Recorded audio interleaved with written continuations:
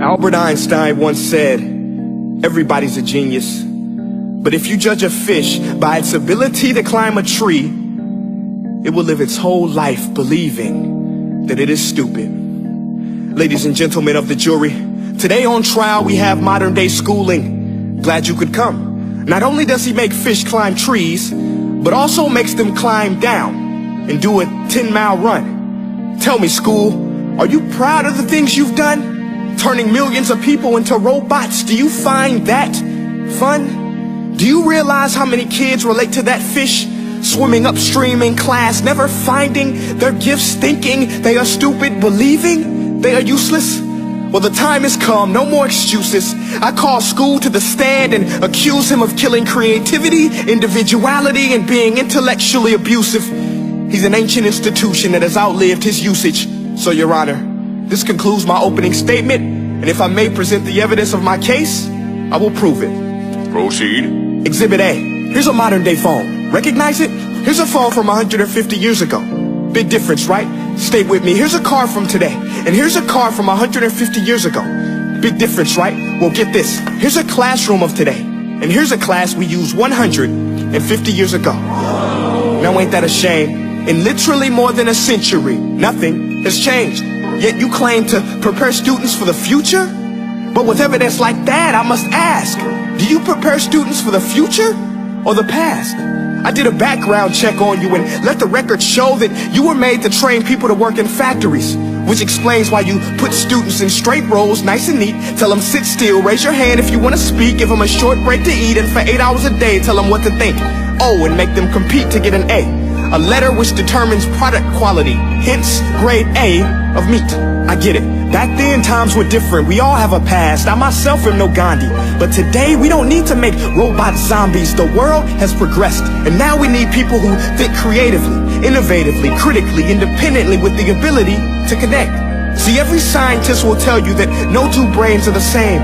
And every parent with 2 or more children will confirm that claim.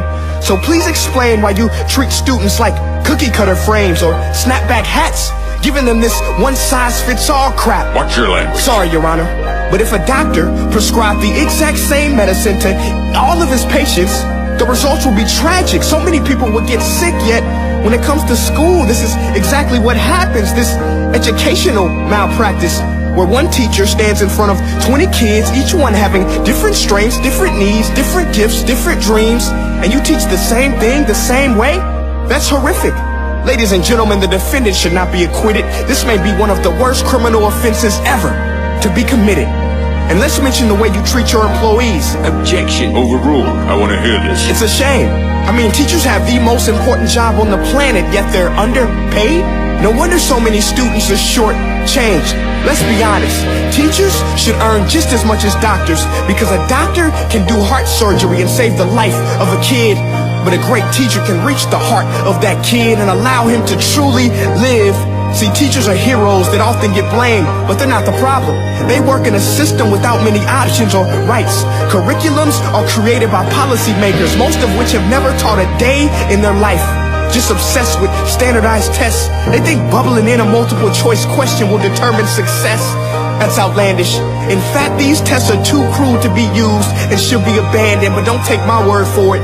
Take Frederick J. Kelly, the man who invented standardized testing, who said, and I quote, "These tests are too cruel to be used and should be abandoned." Ladies and gentlemen of the jury, if we continue down this road, the results will be lethal. I don't have much faith in school, but I do have faith in people. And if we can customize healthcare, cars, and Facebook pages, then it is our duty to do the same for education, to upgrade it, change it, do away with school spirit, because that's useless. Unless we're working to bring the spirit out of each and every student, that should be our task. No more Common Core. Instead, let's reach the core of every heart in every class. Sure, math is important, but no more than art or dance. Let's give every gift an equal chance. I know this sounds like a dream, but countries like Finland are doing impressive things. They have shorter school days. Teachers make a decent wage. Homework is non-existent, and they focus on collaboration instead of competition. But here's the kicker, boys and girls. Their educational system outperforms every other country in the world. Other places like Singapore are succeeding rapidly. Schools like Montessori, programs like Khan Academy. There is no single solution, but let's get moving. Because while students may be 20% of our population, they are 100% of our future. So let's attend to their dreams, and there's no telling what we can achieve.